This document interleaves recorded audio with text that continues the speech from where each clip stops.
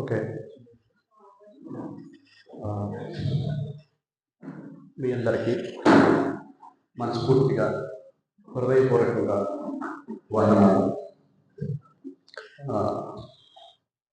ఇది రెండో శనివారం కదా, వాస్తవానికి నాకు సెలవు లేదు. ప్రతి రెండో శనివారం సెలవు, ఈ శనివారం సెలవు లేదు. నాకు చాలా ముఖ్యమైన ఒక విజయవాడ పని మీద వెళ్ళాలి. పోయిన రెండో శనివారం వచ్చాను, మళ్ళీ రెండో శనివారం. ఈ మధ్యలో ఒకసారి కూడా రాలా. వచ్చినట్టయితే బాగుండేది. మనసంతా ఏందో కథలావికమైపోతుంది. కనీసం నెల మొత్తం మీద ఒక్కసారైనా ప్రేయరు మొదటి నుంచి ఆఖరి దాకా ఉండాలని చాలా బాధ. ఉండలేకపోతున్నామే అని, ఉంటే మంచిది అని నేను భావిస్తున్నాను. ఎందుకంటే కొన్ని సందర్భాలు మనకు తెలియకుండానే మనకు జరిగే మంచి జరిగిన తర్వాత కూడా మనకు తెలియదు మంచి జరిగిందని. అటువంటి సందర్భాలు ఎక్కువ ఉంటాయి.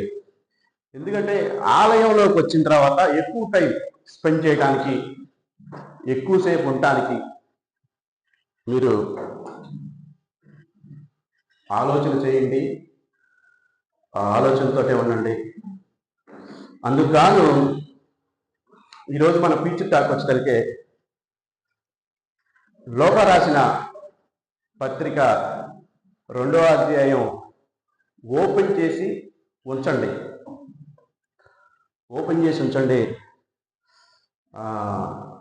ఎప్పుడు కూడా కొన్ని పాయింట్లు నేను చెప్తాను, కొన్ని విషయాలు నేను చెప్తాను. ఒక మనిషి విమర్శలు, ప్రశంసలు మానవుడికి సర్వసాధారణం. విమర్శలు ఉంటాయి, ప్రశంసలు ఉంటాయి. వాస్తవానికి ఈ రెండు ఏది మనం తీసుకోకూడదు. విమర్శలు తీసుకోకూడదు, ప్రశంసలు తీసుకోకూడదు. మనకు ముఖ్యమైన లక్ష్యం ఏంటంటే ప్రభు అయిన యేసుక్రీస్తు ఆయన కోణంలో మనం ఏ విధంగా చూస్తున్నాడు, అది మాత్రమే ముఖ్య లక్ష్యం. నాకంటే ముందు పోయేవాళ్ళు, నా తర్వాత పోయేవాళ్ళు నన్ను విమర్శిస్తేనో, నన్ను ప్రశంసిస్తేనో నాకు అంత నేను అనుకుంటున్నా, నేను అది తీసుకొని అనుకుంటున్నా. ఆ విధంగా ఉంటేనే ఖచ్చితంగా మనం ముందుకు పోతాం, మంచి ప్రయాణం ఉంటుంది. అయితే మనం కూడా ఎప్పుడు కూడా, నాకు ఇతర వ్యక్తులంటే చాలా ఇష్టం. ఒకటి విక్టర్ శ్యామ్ గారు అంటే చాలా ఇష్టం. ఆయనతో ఎక్కువసేపు మాట్లాడటానికి ట్రై చేస్తూ ఉంటారు. ఆయన అవకాశం ఇవ్వడం, కానీ మాట్లాడతారు. రవిపాస్ గారు అంటే ఇష్టం. రవిపాస్ గారు నేను చాలాసార్లు, చాలా సందర్భాల్లో ఎక్కువ టైం మాట్లాడుకున్న సన్నివేశాలు ఉంటాయి. వాళ్ళిద్దరు నాకు గురువులు లాంటి వాళ్ళు. వాళ్ళిద్దరి దగ్గర నుంచి నేను తీసుకున్న ప్రధానమైన అంశం ఏంటంటే, శ్యామ్, మనం జీవించే జీవితంలో మన గురించి, మన బాధల గురించి, మన కష్టాల గురించి, మన నష్టాల గురించి ఎదుటి వ్యక్తికి ఎప్పుడూ చెప్పకూడదు. ఎవరో చెప్పాలి సార్, ఎవరో చెప్పాలి మనం? ఎవరు అన్నారు? దేవుడికి ఉదయం నుంచి సాయంత్రం నాకు చెప్పుకున్న ఇబ్బంది లేదు. ఇంకొక వ్యక్తికి చెప్పామంటే, ఇప్పుడు నేనేం చేశానంటే నలుగురికి 4 రకాలుగా ఏదో నాకు జరగట్లేదు, నాకు కష్టంగా ఉంది, నాకు ఇబ్బందిగా ఉంది అని చెప్పా. ఒకసారి అంటాడు, 2 సార్లు అంటాడు, 3 సార్లు అంటాడు. 5వ సారి ఏమైంది, నా మీద ఉన్న ఒక అభిప్రాయం చాలా తగ్గిపోద్ది. వాళ్ళిద్దరూ తీసుకున్న డిసిషన్ మీకు చెప్పాను. అది మంచి అనుకుంటే మీరు ఆహ్వానించి మనసులో పెట్టుకోండి, కాదనుకుంటే వదిలేసేయండి. అయితే ఈరోజు లోక రాసిన పత్రిక 2వ అధ్యాయంలో ఉన్న సన్నివేశాలు మనం 10 నిమిషాలు 15 నిమిషాలు, నాకు ఒక 5 నిమిషాలు కూడా టైం ఇవ్వండి, మనం చర్చించుకుందాం.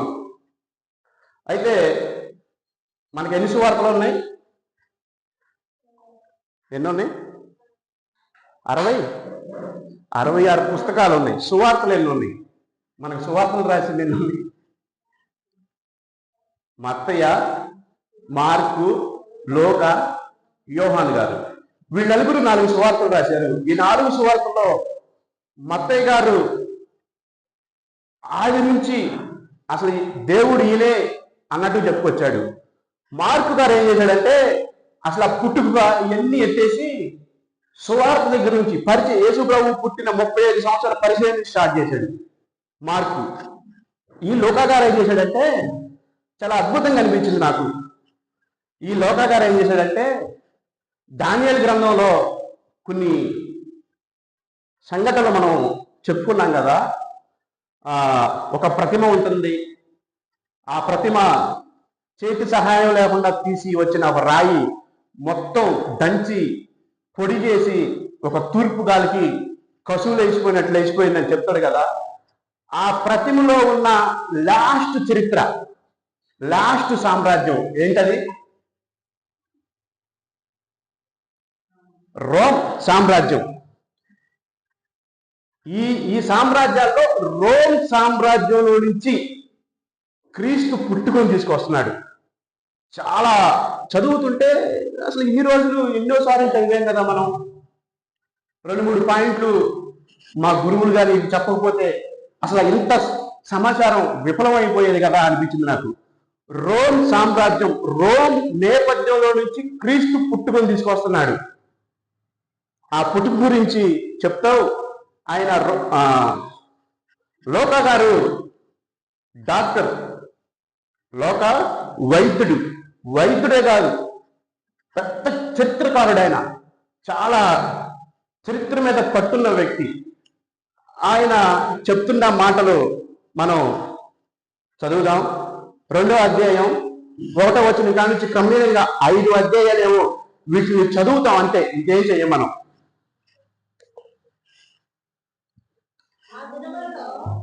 ఆ దినములలో సర్వలోకమునకు ప్రజా సంఖ్య రాయవలనని కైసరు ఔగుస్తు ఆజ్ఞ ఆయను. ఆ తర్వాతమ్మా, ఇది కురేనియు సిరియా దేశంలో అధిపతి అయి ఉన్న జరిగిన మొదటి ప్రజా సంఖ్య. అందరూ ఆ సంఖ్యలో రాయబడుటకు తమ తమ పట్టణములకు వెళ్ళిరి. యేసోబు దావీదు వంశంలో గోత్రంలో పుట్టినవాడు కనుక తనకు భారీగా ప్రదానం చేయబడి మరియతో కూడా ఆ సంఖ్యలో రాయబడటానికి గలిలయలోని నజరేతు నుండి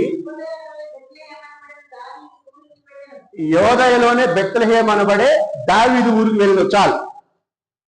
ఎవరు ప్రజాసంఖ్య స్టార్ట్ చేశారు ఇక్కడ? ఎవరు? అధికారుల పేరుని చెప్తున్నాడు కదా. కైసరు ఔగుస్తు. ఏంటమ్మా? అతను రోమ్ సామ్రాజ్యంలో చక్రవర్తి, మొదటి చక్రవర్తి. ఆయనకు ఒక ఆలోచన వచ్చింది. ఏం ఆలోచన వచ్చిందంటే ఈ సామ్రాజ్యాన్ని మనం విస్తరింపజేయాలా, ఈ సామ్రాజ్యాన్ని మనం బాగా ప్రతిష్టంగా ఇంకా ముందుకు తీసుకొచ్చి ఇంకా ఎక్కువ కాలం వెళ్ళాలని ఒక ఆలోచనతోటి ప్రజాసంఖ్య అని రాశాడు. ప్రజాసంఖ్య అంటే ఇంగ్లీష్ బైబిల్లో ఒక రకంగా ఉంది, హెబ్రీ గ్రీక్ లో ఇంకొక రకంగా ఉంది. ప్రజాసంఖ్య ట్యాక్స్ వసూలు చేసుకోవటం, చిత్తు కట్టించుకోవటం. మొత్తం అసలు ఎంతమంది ఉన్నారో ఒక సంఖ్య వస్తే చిత్తు మనకి ఎంత వస్తుందో ఒక లెక్క వచ్చింది. ఈ ఆలోచన ఆ చక్రవర్తికి కలిగింది. ఈ చక్రవర్తికి కలిగి మనం ఈ సామ్రాజ్యాన్ని ఇంకా ఎక్కువగా వ్యాపించాలి కాబట్టి అసలు ఒక ప్రజాసంఖ్య, మొదటి ప్రజాసంఖ్య అన్నాడు. ఈ మొదటి ప్రజాసంఖ్యకి మీరు ఆలోచన చేయండి, మొత్తానికి సంఖ్య రాయండి, అసలు ప్రజలు ఎంతమంది ఉన్నారో తేల్చండి అని చెప్పేసి ఒక ఆర్డర్ పాస్ అయింది, ఒక జీవో పాస్ అయింది. మొట్టమొదటి రాజు, ఆ రాజు అక్కడి నుంచి మాక్సిమం 400 సంవత్సరాలు గడవాల. ఆ రాజు దగ్గర నుంచి చరిత్ర, ఆ సామ్రాజ్యం 400 సంవత్సరాలు ఏలాల. ఆ రాజుకు వచ్చిన ఆలోచన ఏం జరిగింది మీకు మ్యాప్ ఆలోచనతో చెబుతా. గలిలయ అంటే సమరయ పైన ఉంటది, యోధా అంటే సమరయ కింద ఉంటది. సమరయ యోధా, సమరయ, గలిలయ వీళ్ళు ఎక్కడున్నారు?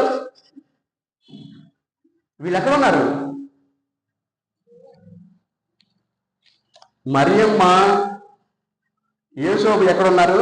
లోకా సువార్త 1వ అధ్యాయం 26వ వచనం. మనం ఎక్కడికి ఎక్కువ వాక్యాలను స్కిప్ చేయం, ఒక పేజీ అటు క్రమేణంగా చదువుతూ ఉంటాం. ఆ సెంటెన్స్ ఒకటి చదవండి. కాదమ్మా, 26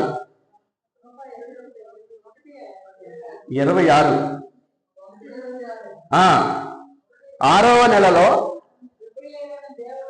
గబ్రియేల్ అనే దేవదూత గలిలయలోని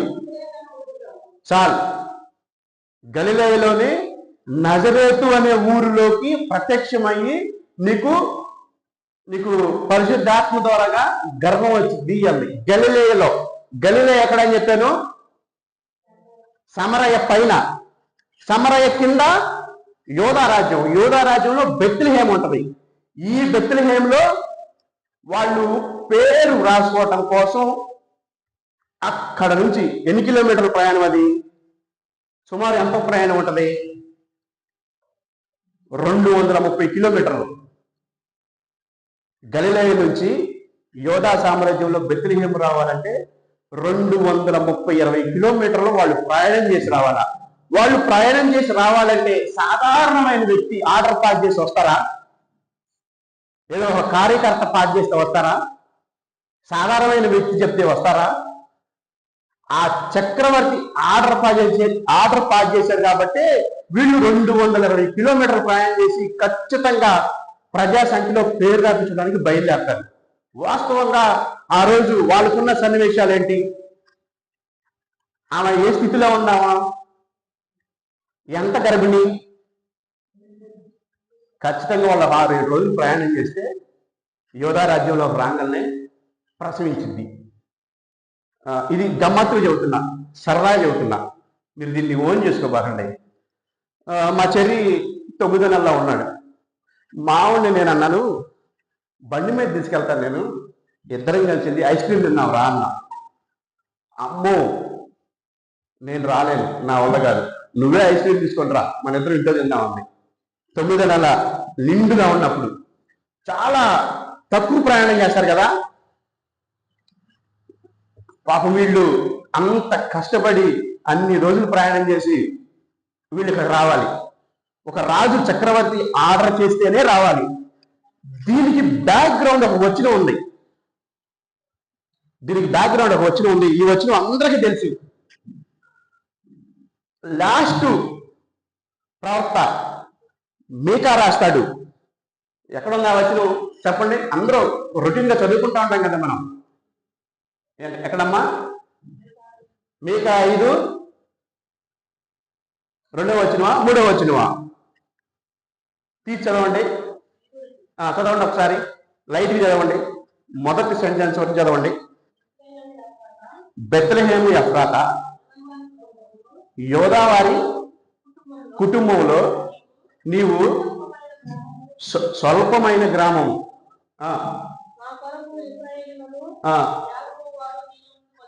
ఓకే, ఈ ప్రవచనం ఎప్పుడు వచ్చింది? యేసు ప్రభు పుట్టుకి ఈ ప్రవచనానికి ఎంత తేడా ఉంది? 700 సంవత్సరాలు తేడా ఉంది. ఈ 700 సంవత్సరాల్లో 700 సంవత్సరాల క్రితం ప్రవచనం అది. పరిశుద్ధాత్మ ద్వారాగా ప్రవచించిన ప్రవచనం నెరవేరాలి. ఆ ప్రవచనం నెరవేరాలంటే ఎక్కడున్న వాళ్ళు ఎక్కడికి రావాలి? ఎవరిని కదిలించాలి? మనం అనుకుంటాం కదా, రోమ్ సామ్రాజ్యం చాలా క్రూరమైన సామ్రాజ్యం. కొన్ని జంతువులతో పోలుస్తాడు. ఒక జంతువు కొన్ని దంతాలతో వచ్చింది, ఇంకొక జంతువు సింహంతో వచ్చింది, ఇంకొక జంతువు ఎలుపు పంటతో వచ్చింది. ఈ అన్ని జంతువుల కన్నా ఇంకొక జంతువు వచ్చిందంట. ఈ జంతువులన్నిటికంటే క్రూరమైన జంతువు అంట.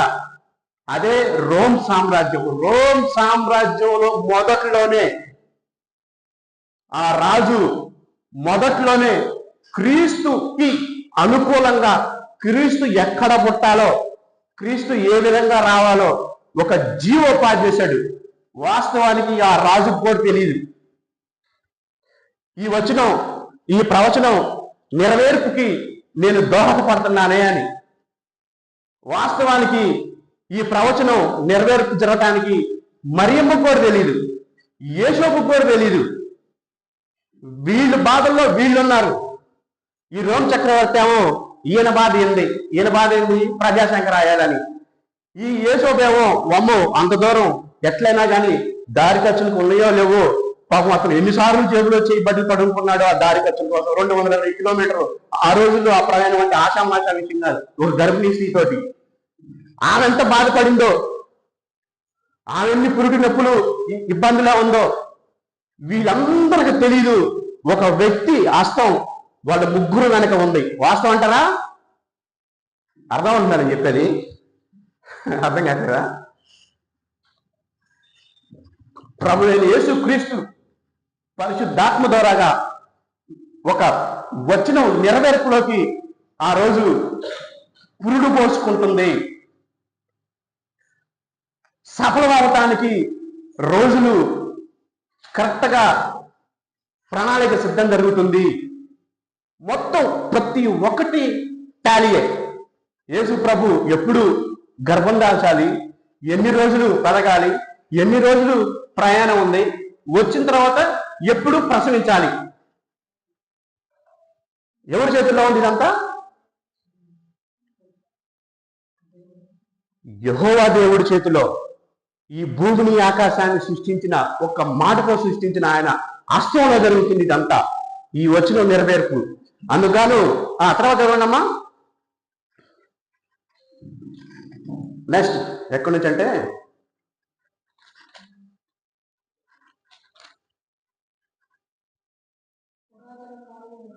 కాదు ఇక్కడే మన లోక 2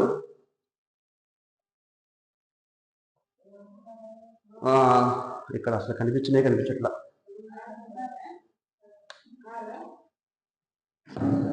8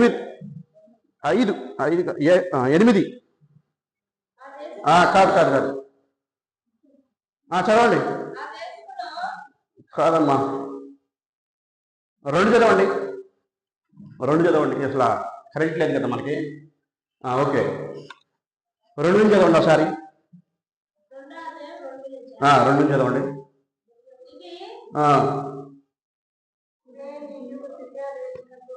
అధిపతి అయినా ఉన్నప్పుడు మొదటి ప్రజా సంఖ్య. చాలు. ఏ సంఖ్య ఇది? మొదటి ప్రజా సంఖ్య. మీ ఊరికి అందదు. కొన్ని విషయాలు చెబుతాను. ఈ సంఖ్య మొదటి ప్రజా సంఖ్య కదా, ఫస్ట్ ప్రజా సంఖ్య. ఈ సంఖ్యలో ఒక వ్యక్తి పేరు రాయటం కోసం వీళ్ళు వచ్చారు. ఇంకా భూమి మీదకి రాలా. ఆ వ్యక్తి వస్తాడు, 2-3 రోజులు వస్తాడు. వచ్చిన తర్వాత ఆ వ్యక్తి పేరు రాస్తారు. మొదటి ప్రజా సంఖ్యలో ప్రభువైన యేసుక్రీస్తు పేరు చేర్చగలనే ఏమైంది? చరిత్ర 2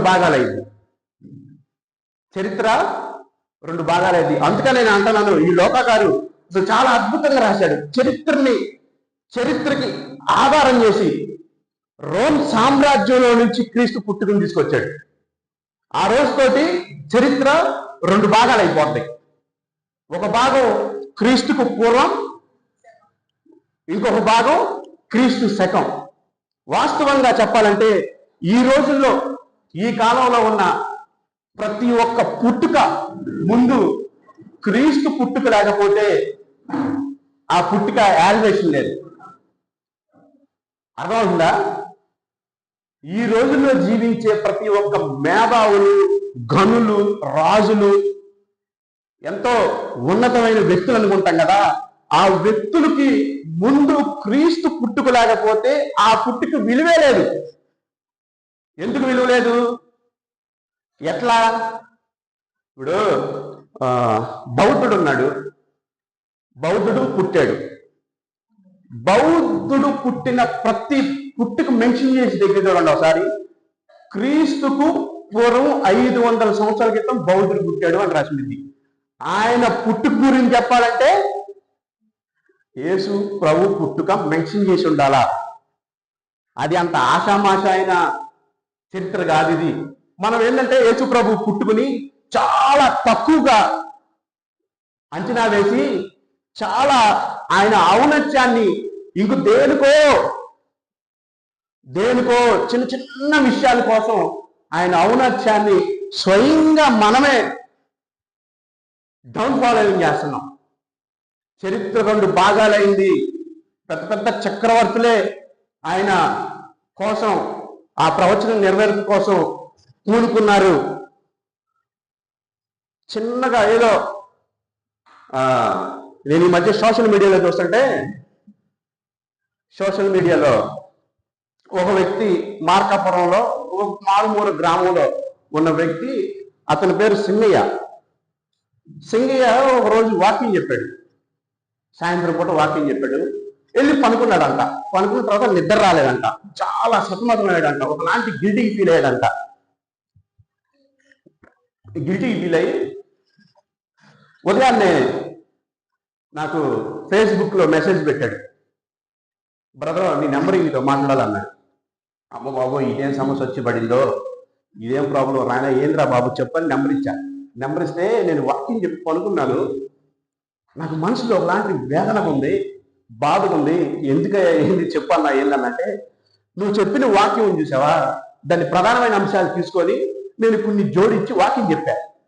అది నీ వాకింగ్ కదా, నువ్వు చెప్పావు కదా సోషల్ మీడియాలో, దాని ప్రధానమైన అంశాలు నేను తీసుకొని చెప్పా కదా, నీకు చెబుదాం, ఒక మాట నీకు చెబుదాం, నీకు మాట చెప్పలేదు అని నాకు కొంచెం బాధగా ఉండి నీకు ఫోన్ చేశానా. ఈ వాక్యం నేను చెప్పింది కాదు, ఇది నా ఘనత కాదు, ఇది నేను చేసిన ఇది కాదు, ఇది ప్రభు అయిన యేసు క్రీస్తుతో నేర్పించిన వాక్యమేనన్నా. ఈరోజు మనం ఈ రకంగా వాక్యాలు చూస్తున్నామంటే ఆయన చేసిందేనన్నా. ఆయన లేకపోతే మనకి ఇక్కడ సంఘం ఎక్కడ ఉంది, సభ్యులు ఎక్కడ ఉన్నారు, పాస్టర్స్ ఎక్కడ ఉన్నారు, బోధించే బోధకులు ఎక్కడ ఉన్నారన్నా. ఆయన్ని కనపరచు, ఆయనకు చెప్పుకో అన్నా అని చెప్పారు. అయితే టైం అవుతుందా? ఇంకెంత ఉంది? నేను ముగించేస్తాను. అయితే అందులో భాగంగా ఇంకా చదవమ్మా, ఇంకొంచెం ముందు చదువు, 3 చదవండి.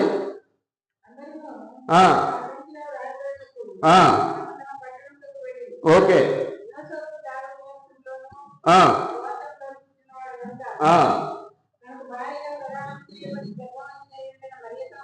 మరియతో కూడా ఆ సంఖ్యలో రాయబట్టకు వెళ్ళను.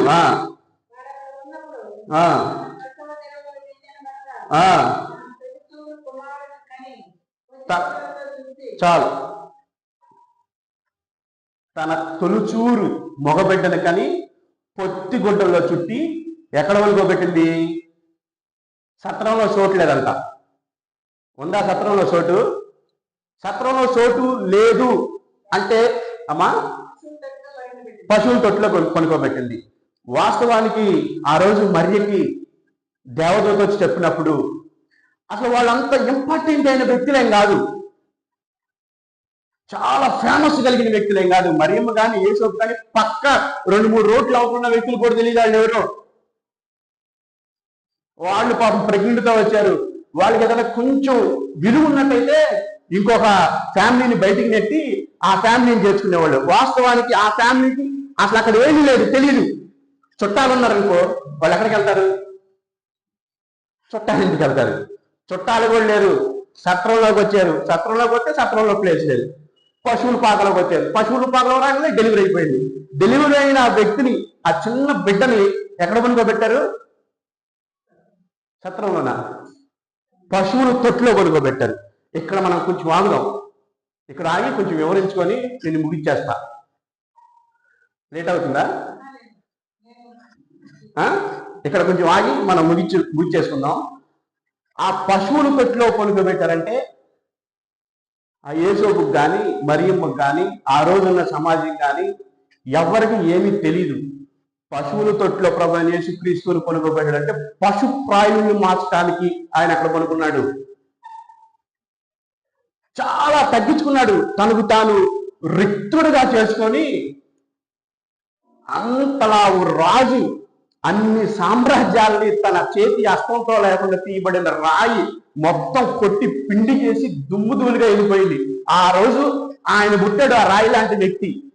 ఆ రాయి లాంటి వ్యక్తికి, ఆ రాయికి, ఆ యేసు ప్రభుకి ఘనత తానుకు తానే ఎంత తగ్గించుకున్నాడు చూసారా? మనం ఈ రోజుల్లో మనం ఒక క్రైస్తవుల్లో ఉన్నామంటే ఆలయంలోనే చాలా ఘనతలు ఆలోచన చేస్తాం, చాలా విలువ కావాలని కోరుకుంటాం, చాలా ఒక నా మాట శాసనంగా ఉండాలని కోరుకుంటాం. అరే ప్రభు అని యేసుక్రీస్తే పశువుల తొట్టులో మనం ఉన్నాడు. ఎవరైతే ఆధిపత్యం కావాలి, ఎవరైతే నాయకత్వంలో చలాయించాలి అనుకునే వాళ్ళు మార్చడం కోసం ఆయన ప్రభు యేసుక్రీస్తు వారు ఆ పశువుల తొట్టులో పడుకున్నాడు, పశువులు లాంటి వ్యక్తులను మార్చడానికి. ఇక ఆ రోజు నుంచి ఇప్పుడు దాకా జరుగుతున్న సన్నివేశాలకు, సిద్ధాంతాలకు మొత్తం ఒక ఆనకట్ట పడిపోయింది ప్రభు యేసుక్రీస్తు పుట్టంగానే. అప్పుడు దాకా బలులు జరిగినాయి కదా, అర్పణలు జరిగినాయి కదా, పశువులను వధించారు కదా, ఆ పశువులు కూడా విముక్తి కలిగింది ఆ పశువుల తొట్టులో ఉన్న వ్యక్తి ద్వారాగా. అర్థమవుతుందా?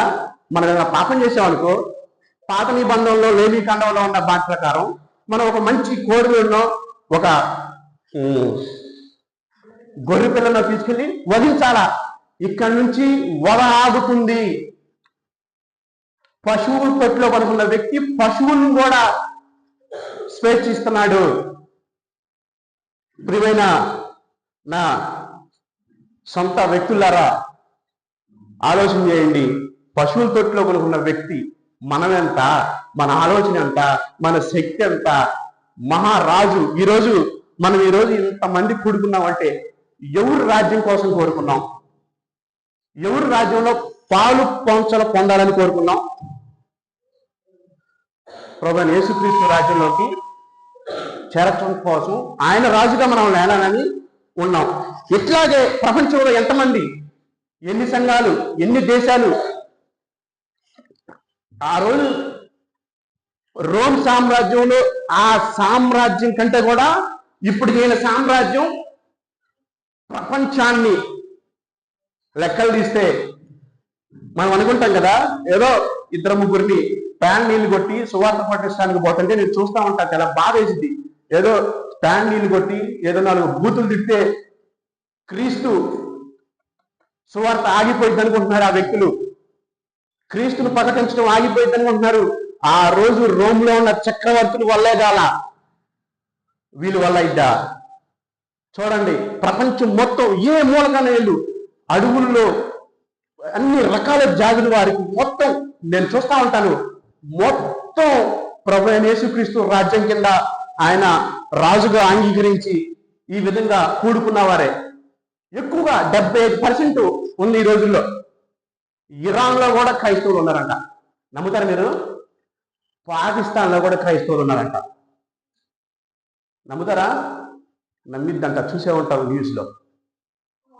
Very good. చూసావా ఆ రాజు ఎంత విస్తరిస్తున్నాడో, ఆ రాజు ఎంత కార్యాలు చేస్తున్నాడో. ఇది ఆగదు. అయితే మనం కూడా ఆయన ఔన్నత్యాన్ని, ఆయన పుట్టుకుని మనం తగ్గించకూడదు. ఆ రోజు ఏదో ఆయన పుట్టినప్పుడు ఏదో పెద్ద జోవాకారంలో పెళ్ళినట్టు, పెద్ద పెద్ద సందళ్ళు బెర్షలేంలో పెద్ద జరిగినట్టు ఏమీ లేదు అక్కడ. మనం గ్రీటింగ్ కార్డు మీద వేసుకుంటామే ఈ క్రిస్మస్ ట్రీలు, ఇవన్నీ సందడిగా. ఆ సందడి అక్కడ ఏం లేదు. జ్ఞానులు వచ్చి చెప్తుంటే వీళ్ళు ఆశ్చర్యపోయారు. జ్ఞానులు వచ్చి ఈ విధమైన మనిషి అంటే అక్కడున్న 5-6 కూడా అవునా, నిజమా, ఆ వ్యక్తి అని ఆశ్చర్యపోయారు. వాళ్ళకి కూడా తెలియదు అప్పుడు దాకా. ఓకేనా? ఇందుకు ఇది ఆలోచన చేసి ఆ ప్రవచనం నెరవేర్పు, ఇది వాస్తవం. ఆ ప్రవచనం నెరవేర్పుకి ఈ వచనాలు క్లారిటీ, ఇది కరెక్ట్ ఉద్దేశం. ప్రియమైన వ్యక్తులారా, మీరు ఆలోచన చేయండి. ఈ గర్వాన్ని, ఇవన్నీ ఏదో నేనే, నా కష్టమే, ఏదో నా మాట, నేను చెప్పిందే చేయాలి, ఇటువంటివన్నీ తీసేసేయండి. ఆయన ఆలోచన చేయండి, ఆయన ఔన్నత్యాన్ని ఆలోచన చేయండి, ఆయన పుట్టుకను ఆలోచన చేయండి, ఆయన జీవిత విధానాన్ని ఆలోచన చేయండి. చాలా చాలా వాక్యాలు ఉన్నాయి. ఈసారి మనం నరావతారం గురించి మాట్లాడుకున్నాం. మీకు నరావతారంలో ముఖ్యమైన అంశాలు చెబుతాను. ఆ తర్వాత ఈ వాక్యం ముగించిపోయేటప్పుడు నేను కొన్ని ప్రధానమైన పాయింట్లు బయట నుంచి తీసుకుంటాను. రాముడి గురించి విన్నారు కదా మీరు? రాముడి గురించి విన్నారు కదా? మీరు రాముడి గురించి విన్నది మొత్తం తప్పే. ఏమంటారు? ఏకశ్రీ ఏకశ్రీ ఏక ప్రతినిపదం అంట కదా. ఉత్తమాటలే అన్ని, ఉత్తమాటలే. రామాయణంలో చదివితే అసలు అసహ్యం వేసింది. పచ్చి తాగుబోతు, పంది మోసం తిన్నట్టు కూడా రాశాడు స్వర్గకాండలో. రాముడి గురించి, కృష్ణుడి గురించి, అసలు వీళ్ళ గురించి మనకు తెలియదు, కానీ ఎంత అసహ్యంగా ఉంటాయో వాళ్ళ పుట్టుకులు కానీ, వాళ్ళ చరిత్రలు కానీ. ఈ గణపతి అంటారు కదా, వినాయకుడు గురించి కానీ, అసలు ప్రభు యేసుక్రీస్తు ప్రభు ఎట్టుంటే పెద్ద వెలుగు నక్షత్రం అయితే, వీళ్ళు ఏదో ఈ గ్రంథాలు రాసిందేమో 2000 సంవత్సరాల క్రితం, వీళ్ళు ఇవన్నీ రాసిందేమో మొన్నే రాస్తున్నారంట. ఇవన్నీ మొన్నే అసలు ఆ సంస్కృతి కానీ అవన్నీ కానీ తిప్పి పెట్టి ఒక 1000 సంవత్సరాలు, 1500 సంవత్సరాల క్రితం లిఖించబడ్డాయి ఇవన్నీ. మోష ఎప్పుడు రాశాడు? 4000 సంవత్సరాల క్రితం రాశాడు మోష. ప్రియమైన వ్యక్తులారా, వాటికి వీటిని బేస్ చేయబాగండి. ప్రభు యేసుక్రీస్తు ఔన్నత్యాన్ని తగ్గించబాగండి అని కోరుకుంటూ ఈ చిన్న దేవుడి మాటలు దీవించును గాక. ఆమేన్.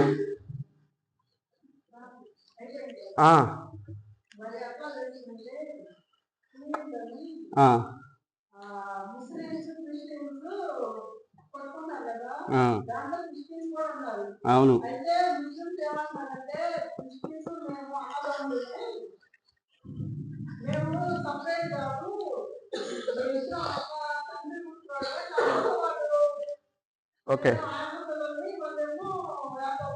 ఓకే, నేనేమంటానంటే అబ్రహాం సంతానం నుంచి ఇద్దరు విడిపోయారు.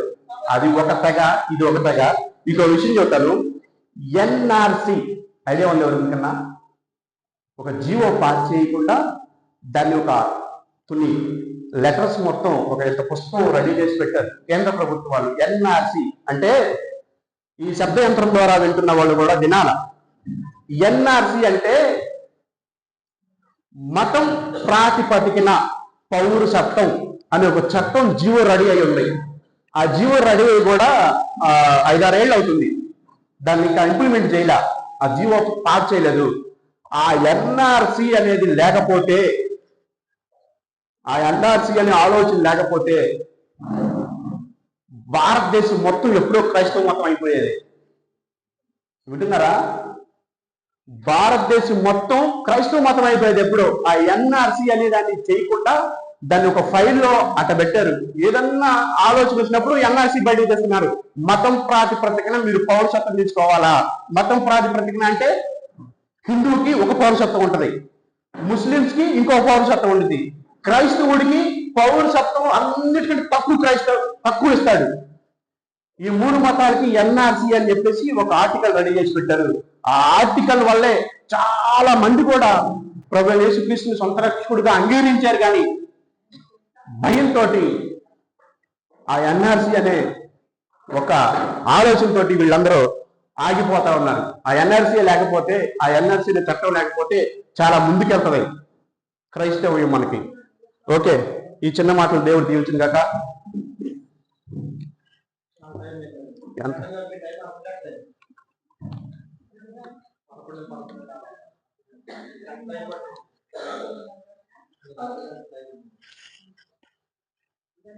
పరిశుద్ధ సభ బడి కార్యక్రమాల ద్వారా